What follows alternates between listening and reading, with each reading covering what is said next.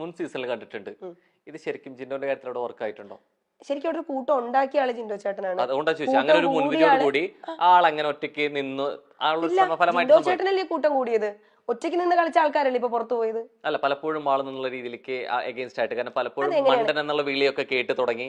പൊതുവായിട്ട് ആദ്യമേ തന്നെ അവിടുത്തെ ഒരു ഈ ആക്ഷേപവും അല്ലെങ്കിൽ സർക്കാസ്റ്റിക് ആയിട്ട് വിളികളും പരിഹാസങ്ങളും കേട്ട് തുടങ്ങിയ ഒരു വ്യക്തി കൂടിയാണ്. ഒരു ഇൻസിഡന്റ് ഉണ്ടായി. ജാസ്മിൻ കുളിക്കാൻ വേണ്ടി പോകുമ്പോൾ അവള് ഡ്രസ് എല്ലാം പാക്ക് ചെയ്തിട്ട് ടവലില് പൊതിഞ്ഞിട്ട് അവള് സെറ്റിയിൽ പുറത്തു കൊണ്ട് വെച്ചു. അപ്പൊ നമ്മളപ്പോ കൺഫെഷൻ റൂം അല്ല, നമ്മൾ അവിടെ നിന്ന് ബിഗ് ബോസ് എന്തോ ഒരു കാര്യത്തിന് അവിടെ ഹാളിൽ വന്ന് ഇരിക്കാൻ പറഞ്ഞിട്ട് ജിൻഡോ ചേട്ടൻ ഭയങ്കര ഇഷ്യൂ ആക്കി. നമ്മുടെ വസ്ത്രങ്ങൾ നമ്മളിങ്ങനെ പബ്ലിക്കായിട്ട് കൊണ്ടുവയ്ക്കാമോ എന്നൊക്കെ ചോദിച്ചു ഭയങ്കര ഇഷ്യൂ ആക്കി. ഇതേ ജിൻഡോ ചേട്ടൻ ഉപയോഗിച്ച അണ്ടർവെയർ കൊണ്ടുവന്നിട്ട്, വാഷ് ചെയ്യാത്ത അണ്ടർവെയർ കൊണ്ടുവന്നിട്ട് ഞങ്ങളുടെ ഭക്ഷണം ഉണ്ടാക്കുന്ന കിച്ചൺ വയ്ക്കുവാണ്. അങ്ങനെ ഒരു വ്യക്തിയെ ഞങ്ങളിപ്പോ എന്താ വിളിക്കേണ്ടത്? ഞാൻ വിളിച്ചിട്ടില്ല മണ്ടനെന്ന്. അദ്ദേഹത്തിന് ഞാൻ മണ്ടനെന്ന് ടാഗ് ഞാൻ കൊടുത്തിട്ടില്ല. അപ്പോഴും എപ്പിസോഡ് കണ്ട ആൾക്കാർക്കറിയാം ജിൻഡോ ചേട്ടൻ മണ്ടനെന്ന് ഞാൻ ഒരിക്കലും പറയില്ല, അന്നും പറയില്ല, ഇപ്പോഴും പറയില്ല. ആ വീട്ടിലെ ഏറ്റവും ബുദ്ധിമാനായ വ്യക്തി ജിൻഡോ ചേട്ടനായിരുന്നു. കാരണം അദ്ദേഹത്തിന് ഇവിടെ നിന്ന് കയറുന്നതിന് മുമ്പും ബുദ്ധിപരമായി അദ്ദേഹം കുറെ കാര്യങ്ങൾ പ്ലാൻ ചെയ്തിട്ട് പോകാൻ അദ്ദേഹത്തിന് നന്നായി എക്സിക്യൂട്ട് ചെയ്യാൻ പറ്റി. കുറെ കാര്യങ്ങൾ പ്ലാൻ ചെയ്യാൻ പോയി. അതേ കാര്യങ്ങൾ അദ്ദേഹത്തിന് അവിടെ വന്നിട്ടും അത് ആൾക്കാരിലേക്ക് ഇംപ്ലിമെന്റ് ചെയ്യാൻ പറ്റി. അത് ചെയ്യാതെ പോയ ആൾക്കാരാണ് മണ്ടന്മാര്, ഞാനടക്കം. ഞാൻ അങ്ങനെ, അദ്ദേഹം ബുദ്ധിമാനാണ്. ജിൻഡോ ചേട്ടൻ മണ്ടനാണെന്ന് ഞാൻ അന്നും പറഞ്ഞിട്ടില്ല, ഇപ്പോഴും പറയില്ല. അതിനകത്ത് ഇതേപോലെ പ്ലാൻ ചെയ്ത് പുറത്തുള്ള PR വർക്കിന്റെ പേരിലാണ് കോൺഫിഡൻസ് കാണിക്കുന്നതെന്ന് പറയുമ്പോഴും ഈ പുറത്ത് ആളുകളുടെ സംസാരത്തില് കൃത്യമായിട്ട് ഈ ഫേവറിസം കാണിക്കുന്നത് ജാസ്മിൻ ആണെന്നാണ് സംസാരം. ശരിക്കും ആ ഫേവറിസം അവിടെ ആർക്കെങ്കിലും കിട്ടുന്നുണ്ടോ? എനിക്കറിയില്ല. ആക്ച്വലി ഞാൻ ഈ പറഞ്ഞല്ലോ, എന്നെ കൊണ്ട് പറ്റുന്ന മാക്സിമം നന്നായിട്ട് നിൽക്കാൻ നോക്കിയൊരു വ്യക്തിയാണ് ഞാൻ. എന്നിട്ടും ഞാൻ പുറത്തായത് എന്ത് കാരണമാണെന്ന് എനിക്ക് അറിയില്ല. അപ്പം എല്ലാരും പറയുന്നു ജനങ്ങൾ വോട്ട് കുറവാണെന്ന്. അപ്പൊ എന്നിട്ടും ജനങ്ങൾ ഇപ്പൊ നമ്മളെ നേരിട്ട് കാണുമ്പോഴും നേരിട്ട് സംസാരിക്കുമ്പോഴും നമ്മൾ ഒരിക്കലും എക്സ്പെക്ട് ചെയ്തില്ല അപ്സര പുറത്തു പോകും. പിന്നെ ആരാണ് എന്നെ തോപ്പിച്ചത്? എനിക്കറിയില്ല, എനിക്കതിൽ വ്യക്തതയില്ല. അപ്പം അതിനെക്കുറിച്ച് എനിക്കൊന്നും പറയാനില്ല. എനിക്കറിയില്ല, ഞാൻ എന്താ പറയണ്ടേ? ഈ ജിൻഡോ ചേട്ടന്റെ പെരുമാറ്റം എന്നുള്ള രീതിയിലേക്ക് പലതും പറഞ്ഞു. അല്ല, ജിൻഡോ ചേട്ടൻ എന്ന വ്യക്തിയെ മാത്രമല്ല ഞാൻ പറയുന്നത്. അവിടെ മെജോറിറ്റി ആൾക്കാരും ചെയ്യുന്ന നെഗറ്റീവ്സ് പോസിറ്റീവാക്കി മാറ്റാനുള്ള ഒരു കഴിവ് എനിക്ക് തോന്നുന്നു PR ടീമിനുണ്ട്. പക്ഷെ പലപ്പോഴും ഇത്രയും മത്സരാർത്ഥികൾ അവിടെ ഉണ്ടായി കഴിഞ്ഞിട്ടും ഈ എടുത്ത് എന്തെങ്കിലും മോശം കാര്യങ്ങൾ പറയുമ്പോൾ കൃത്യമായിട്ട് ജിൻഡോ എന്നൊരു വാക്ക് വരുന്നുണ്ട്. ആ ചെയ്ത പ്രവർത്തികൾ ഒരു രീതിയിൽ ന്യായീകരിക്കല്ല പുറത്തു വന്നത്. പക്ഷെ എവിടേക്കോ മറ്റു സംഭവങ്ങളും അവിടെ നിന്ന് വരുന്നുണ്ട്. ഇപ്പൊ ജാസ്മിന്റെ കാര്യത്തിലാണെന്നുണ്ടെങ്കിലും അല്ലെ മറ്റുള്ളവർ പ്രതികരിക്കുന്ന കാര്യത്തിലാണെന്നുണ്ടെങ്കിലും ഇപ്പോ റോക്കിയുടെ ഫിസിക്കൽ അസോൾട്ട്, അങ്ങനെ കുറെ സംഭവങ്ങൾ വരുന്നുണ്ട്. പക്ഷെ എവിടെയും മറ്റൊന്നും പറയുന്നില്ല. എവിടെയോ ജിൻഡോ ആയിരുന്നു ശരിക്കും അവിടെ എതിരാളി അപ്സരയ്ക്ക്. എനിക്ക് അങ്ങനെ അവിടെ ഒരു എതിരാളിയായിട്ട് എനിക്ക് ആരും തോന്നിയിട്ടില്ല, സത്യം പറയാലോ. കാരണം ജിൻഡോ ചേട്ടന്റെ മറുപടി കൊടുക്കുന്ന പോലെ എനിക്ക് മറുപടി കൊടുക്കാൻ പറ്റില്ല. ഞാൻ മറുപടി കൊടുക്കുന്ന പോലെ ജിൻഡോ ചേട്ടനും പറ്റില്ല. ആക്ച്വലി ഞാൻ ഒരിക്കലും അവിടെ ഒരാൾ എൻ്റെ അടുത്ത് ചോദിച്ച ചോദ്യത്തിന് ജിൻഡോ ചേട്ടൻ കൊടുത്ത രീതിയിൽ ഞാൻ അവിടെ മറുപടി ഇതുവരെ കൊടുത്തിട്ടില്ല. എൻ്റെ അടുത്ത് ചോദിക്കുന്ന രീതിയിൽ ഞാൻ സംസാരിക്കുന്ന പോലെയോ അല്ലെങ്കിൽ ഞാൻ പറയുന്ന പോലെ ജിൻഡോ ചേട്ടൻ അവിടെ പറഞ്ഞ് ഞാനും കേട്ടിട്ടില്ല. ടാസ്കിലാണെങ്കിൽ പോലും ജിൻഡോ ചേട്ടൻ ഒരു പോയിന്റ് പോലും നേടാത്ത എത്രയോ ടാസ്കുകളിൽ ഞാൻ വന്നിട്ടുണ്ട്. ജിൻഡോ ചേട്ടനും അത്യാവശ്യം നന്നായി ടാസ്ക് ചെയ്യുന്നുണ്ട്. പണി ചെയ്യുന്ന കാര്യത്തിലാണെങ്കിലും ഞാൻ അവിടെ അത്യാവശ്യം പണികൾ ചെയ്യുന്ന ഒരാളായിരുന്നു, ഡ്യൂട്ടീസും കാര്യങ്ങളൊക്കെ.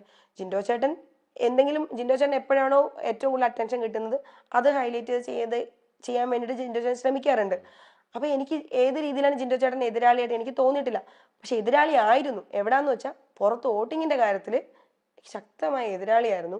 ജിൻഡോ ചേട്ടന്റെ അല്ലെങ്കിൽ ജിൻഡോ ചേട്ടനെ മാത്രമല്ല കേട്ടോ ഞാൻ പറയുന്നത്, അവിടെ നിൽക്കുന്ന കുറെ ആൾക്കാരുടെ എന്നെ ഭയം ഉണ്ടായിരുന്നു എന്ന് എനിക്ക് സംസാരിച്ചിട്ട് ഇത്രയും കണ്ടസ്റ്റൻസ് അവിടെ ഉണ്ടായിട്ട് ജിൻഡോ എന്നല്ലാതെ വേറെ ആളുടെ പേര് പോലും വരുന്നില്ല. എന്നോട് ചോദിച്ച ചോദ്യം അതാ, എന്തായിരുന്നു ജിൻഡോ എന്ന വ്യക്തിയെ കുറിച്ചായിരുന്നു. അത് ഞാൻ പിന്നീട് അതിനെ കുറിച്ച് സംസാരിച്ചപ്പോഴാണ് ജിൻഡോ എന്ന് പറഞ്ഞത്. നമ്മൾ തുടങ്ങി ഇതുവരെ വേറെ ഒരു കണ്ടസ്റ്റന്റിനെ കുറിച്ച് നിങ്ങൾ ചോദിച്ചില്ല. എന്നെ സംശയം അതാണ്, ഇവിടെ ഇത്രയും നന്നായി പെർഫോം ചെയ്യുന്ന കണ്ടസ്റ്റൻസ് ഉണ്ടായിട്ട് നിങ്ങൾ ഒരാളുടെ പേര് പറഞ്ഞിട്ടില്ല. ജിൻഡോ എന്നുള്ള പേരല്ല പറഞ്ഞു തുടങ്ങിയത്. ഞാൻ പറഞ്ഞു തുടങ്ങിയതിൽ ഈ PR വർക്കിന്റെ ഇൻഫ്ലുവൻസിനെ കുറിച്ച് സംസാരിച്ചു കഴിഞ്ഞപ്പോ അപ്സരയാണ് പറഞ്ഞത് ഇവിടെ ജിൻഡോന്റെ കോൺഫിഡൻസ് കിട്ടുന്നു, പുറത്തുകൂടി ചെയ്യുന്നു, പുറത്തുള്ള PR വർക്കിന്റെ സപ്പോർട്ട് അവിടെ കാണിച്ചിരുന്നത് ജിൻഡോ ആണെന്ന് പറഞ്ഞു തുടങ്ങിയത് അപ്സരയാണ് അല്ലെ? ഞാൻ ആ ആളുടെ പേര് പറഞ്ഞിട്ടൊരു കാര്യം ഞാൻ പറഞ്ഞത് അദ്ദേഹമേ അവിടെ പറഞ്ഞിട്ടുള്ളൂ. അപ്പൊ എനിക്ക് അതല്ലേ പറയാൻ പറ്റും. അപ്പൊ നേരത്തെ പറഞ്ഞ സ്റ്റേറ്റ്മെന്റ് എത്തണം, ഞാൻ അതേ ചോദിക്കുന്നുള്ളൂ എന്ന് പറയരുത്. അല്ല, എന്താണെന്നറിയോ, നമ്മൾ പിന്നെ അങ്ങോട്ട് കണക്ട് ചെയ്ത് ജിൻഡോ ചേട്ടന്റെ പ്രവർത്തികൾ എന്തുകൊണ്ടാണ് അങ്ങനെ, ജിൻഡോ ചേട്ടൻ ചെയ്ത പിന്നെ കണക്ട് ചെയ്ത് വന്ന അത് പിന്നീടാണ്, അത് അപ്സരയുടെ മറുപടി എന്നാണ് ഞാൻ ആദ്യം പറഞ്ഞു. ആദ്യത്തെ ക്വസ്റ്റ്യൻ എനിക്ക് അങ്ങനെ മറുപടി പറയാൻ പറ്റും. കാരണം വോട്ടിങ്ങിന്റെ ബേസിലാണ് എന്ന് പറയുമ്പോൾ വോട്ടിങ്ങിൽ എനിക്ക് തോന്നുന്നു പുറത്തിറങ്ങിയപ്പോ ഏറ്റവും കൂടുതൽ വോട്ടിംഗ് മുമ്പിൽ നിൽക്കുന്ന ആള് ജിൻഡോ ചേട്ടനാണ്. അവിടെ വോട്ടിങ്ങിനെ കുറിച്ച് സംസാരിച്ച ആള് ജിൻഡോ ചേട്ടനാണ്. അപ്പൊ എനിക്ക് ജിൻഡോ ചേട്ടന്റെ പേരെ പറയാൻ പറ്റൂ. ഇപ്പൊ ജിൻഡോ ചേട്ടൻ ഇപ്പം സിജോ ചേട്ടൻ അങ്ങനെ പറഞ്ഞത് സിജോ ചേട്ടൻ മേ ബി ഉണ്ടാവുമായിരിക്കും, എനിക്ക് അറിയില്ല. സിജോ ചേട്ടൻ അവിടെ എന്റെ ചെവിയിൽ ഞാൻ കേട്ടിട്ടില്ല.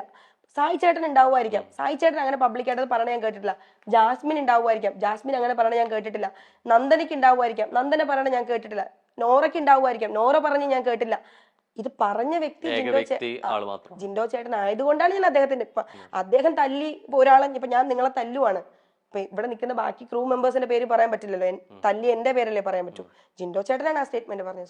ജിൻഡോ ചേട്ടന്റെ പേര് അവിടെ വന്ന് നമ്മൾ അവിടെ എങ്ങനെ ഗെയിം കളിക്കുന്നതിന്റെ ഒപ്പം തന്നെ പുറമെ നമുക്ക് എങ്ങനെ എത്രത്തോളം ഈ ഇഷ്ടകരം വരുന്നത് ശരിക്കും ഇൻഫ്ലുവൻസ് ചെയ്യുന്ന കൂടിയാണ്. ഒരുപക്ഷെ നമ്മുടെ പേഴ്സണൽ മാറ്ററുകളാണെന്നുണ്ടെങ്കിലും നമ്മുടെ പാസ്റ്റ് ആണെങ്കിലും ഒക്കെ ഇത് കണക്ട് ചെയ്ത് എടുക്കുന്ന കാര്യങ്ങളാണ്.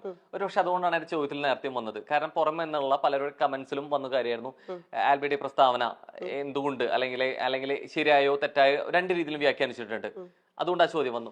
എവിടേക്കോ അപ്സരയുടെ പേഴ്സണൽ ലൈഫിലെ പാസ്റ്റ് അല്ലെങ്കിൽ മുൻ റിലേഷൻഷിപ്പ് എന്നുള്ള രീതിയിലേക്ക് ഇത് കണക്ട് ചെയ്ത് വന്നിട്ടുണ്ടോ ശരിക്കും ഈ ആളുകളുടെ ഇഷ്ടത്തിലും സംസാരത്തിലും?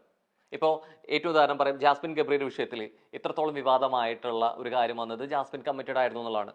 അതിൽ ഫാമിലിയുടെ സൈഡിൽ നിന്നുള്ളതും അതായത് കമ്മിറ്റഡ് ആയിരുന്ന ഒരാളുടെ കാര്യത്തിലും പ്രസ്താവനകൾ വന്നു. അപ്സരയുടെ കാര്യത്തിലും എന്നുള്ള രീതിയിലേക്ക് ഇത്തരം വിവാദങ്ങൾ ഉണ്ടാവുന്നത് ഇതൊക്കെ ശരിക്കും ബിഗ് ബോസിനകത്ത് നിൽക്കുമ്പോൾ ബാധിക്കുന്ന കാര്യങ്ങളാണോ? സത്യസന്ധമായിട്ട് പറഞ്ഞാൽ എനിക്ക് ആ വിഷയത്തിൽ പ്രതികരിക്കാൻ താല്പര്യമില്ല. എന്താണെന്നറിയോ, ഞാൻ ഈ ലോകത്ത് എനിക്ക് ആൾക്കാരുടെ പ്രീതി കിട്ടാനോ അല്ലെങ്കിൽ എനിക്ക് ആൾക്കാരുടെ സപ്പോർട്ട് കിട്ടാനോ വേണ്ടിയിട്ട് ഞാൻ ഒരിക്കലും ഒരു വ്യക്തിയുടെ പേര് ഞാൻ ഒരിക്കലും പരാമർശിച്ചില്ല. കാരണം അദ്ദേഹം വേറൊരു വ്യക്തിയാണ്, അദ്ദേഹത്തിന്റെ ലൈഫുണ്ട്.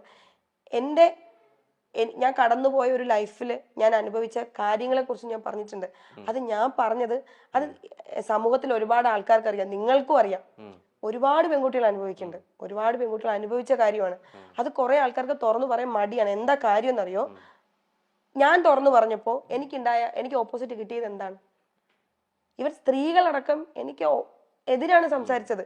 ഞാൻ വീണ്ടും വീണ്ടും അത് ആവർത്തിക്കപ്പെടുമ്പോഴും എനിക്ക് വീണ്ടും വീണ്ടും സപ്പോർട്ട് കിട്ടുമെന്നുള്ള പ്രതീക്ഷ കൊണ്ടല്ല എനിക്ക് ഓപ്പോസിറ്റ് വന്നപ്പോൾ പോലും ഞാൻ ഒരു സോഷ്യൽ മീഡിയ പോയിരുന്നിട്ടും ഞാൻ എന്നെ ന്യായീകരിച്ച് അതിന് മറുപടി കൊടുക്കാത്ത ഒരാളാണ്.